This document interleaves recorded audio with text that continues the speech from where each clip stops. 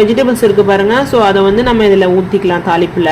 ரொம்ப சின்ன சின்ன பீஸாக ஒரு 4 பீஸ் தான் நம்ம மாங்காய் ஆட் பண்ணியிருக்கோம். ஸோ மாங்காய் மீன்ஸ் ஒட்டு மாங்காய் நான் சொல்கிறேன். ஒரு சின்ன நெல்லிக்காய் சைஸ் அளவு புளி எடுத்து நான் வாஷ் பண்ணி ஊற வச்சிருந்தேன். ஸோ அதை நம்ம வந்து சேர்த்துக்கலாம். ப்ரெஷர் குக்கரில் அங்கங்கே துவரம்பருப்பு வந்து அடியில் ஒட்டி போயிருக்கும். ஸோ இப்போ வந்து நம்ம புளி கரைச்சல் அதிலே வடிகட்டி எடுத்துக்கலாம்.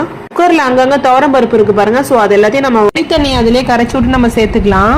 ஸோ நெக்ஸ்ட் இதில் இன்னொரு சீக்ரெட் இன்கிரீடியன்ட் ஆட் பண்ண போகிறோம். ஆனால் நம்ம சேர்த்துருக்க வெஜிடபிள்ஸே வந்து ரொம்ப டேஸ்ட்டாக தான் இருக்குங்க. இப்போ இன்னுமே டேஸ்ட் என்ஹான்ஸ் பண்ணி கொடுக்கறதுக்காக நம்ம சின்ன வெங்காயம் ஆட் பண்ணுறோம். ஒரு கையளவு சின்ன வெங்காயம் எடுத்து தோல் உரிச்சு வச்சுருந்தேன். ஸோ அதை நான் சேர்த்துக்கிட்டேன்.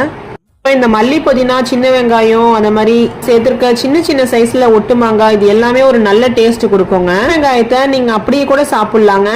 இது வந்து குழம்புலேயே உங்களுக்கு வந்து அழகா வெந்து வந்துடும். ஸோ இப்போ வந்து நம்ம கீ ஆட் பண்ணிக்கலாம். கீ வந்து 1 டீஸ்பூன் ஃபுல்லாக ஆட் பண்ணியிருக்கேன். இதுக்காக நம்ம வந்து நிறைய கீ சேர்க்கணும்னு அவசியம் கிடையாதுங்க. கொஞ்சமா ஆட் பண்ணா மட்டும் போதும். இந்த மாதிரி நம்ம கடலெண்ணெய் ஆட் பண்ணி செய்யும் போது டேஸ்ட்டுமே ரொம்ப நல்லா இருக்குங்க. உடம்புக்கும் ரொம்ப நல்லதுங்க. செக்கில் ஆட்டின கடலெண்ணெய் தாங்க நம்ம ஆட் பண்ணி எப்பவுமே நம்ம செய்வோம் குழம்பு செய்யும் போது.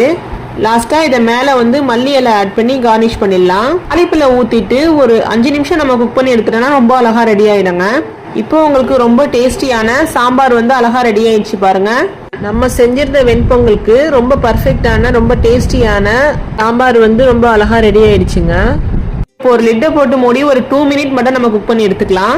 ஸோ நம்ம சேர்த்து இந்த நெய் இருக்கு பாருங்க. ஸோ உதயகிருஷ்ணா கீ அதோட ஃப்ளேவர் எல்லாமே இந்த குழம்புக்கு ஒரு நல்ல டேஸ்ட் கொடுக்கும். லைட்டாக ஒரு 2 நிமிஷம் குக் பண்ணா போதும். பாருங்க இப்போ ஓப்பன் பண்ணி பார்க்குறோம். ரொம்ப அழகா ரெடி ஆயிடுச்சு பாருங்க. பொங்கல் செய்யும் போது பொங்கலுக்காக நம்ம வந்து சாம்பாரோ இல்ல சட்னியோ செஞ்சு நம்ம வந்து சர்வ் பண்ணும்போது ரொம்ப டேஸ்டா இருக்குங்க சாப்பிடுறதுக்கு. நீங்க இந்த மாதிரி டேஸ்ட்ல நீங்க சாம்பார் செஞ்சு வச்சீங்கன்னு வச்சுக்கோங்களேன், சுத்தமா இருக்காதுங்க. எல்லாத்தையும் காலி போயிடாங்க. சாம்பார் வந்து ரொம்ப டேஸ்டா வந்துச்சுங்க. இப்போ இதே மெத்தட்ல ட்ரை பண்ணி பாருங்க. உங்ககிட்ட வெஜிடபிள்ஸ் வந்து எதுவுமே இல்லைனாலும் பிரச்சனை இல்லை. உங்ககிட்ட இருக்கிற கொஞ்சம் காய்கறி வச்சு ரொம்ப அழகா செஞ்சிடலாங்க. இப்போ நம்ம பொங்கலை ஒரு பிளேட்ல சர்வ் பண்ணிடலாம். ரெசிபி ரொம்ப டேஸ்டா இருக்குங்க. ஸோ பாருங்க எவ்வளோ அழகா வந்திருக்குன்னு. பார்க்கறதுக்கே எவ்வளோ அழகா இருக்கு பாருங்க. சாப்பிடும் போதே ரொம்ப டேஸ்டா இருக்குங்க. நம்ம சாம்பார் ஊற்றிக்கலாம். உங்களுக்கு இந்த மாதிரி மார்னிங் பிரேக்ஃபாஸ்டா எடுத்துக்கும் போது ரொம்ப ஃபில்லிங்கா இருக்குங்க. ப்ரோட்டீன் ரிச் ஃபுட்டாக நம்ம எடுத்துக்கும் போது ரொம்ப எனர்ஜெட்டிக்காக இருக்குங்க.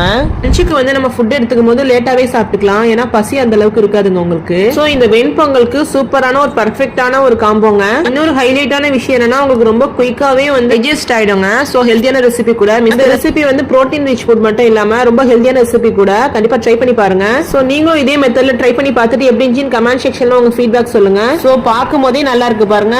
டேஸ்ட்டுமே ரொம்ப நல்லா இருந்துச்சுங்க. ஸோ இவ்வளோ டேஸ்டா இருந்தா எப்படிங்க செய்யாம இருக்க போறீங்க? கண்டிப்பா ட்ரை பண்ணி பாருங்க. வீடியோ பிடிச்சிருந்தா லைக் பண்ணுங்க, ஷேர் பண்ணுங்க, மறக்காம சப்ஸ்கிரைப் பண்ணி வச்சுக்கோங்க. தேங்க்ஸ் ஃபார் வாட்சிங்.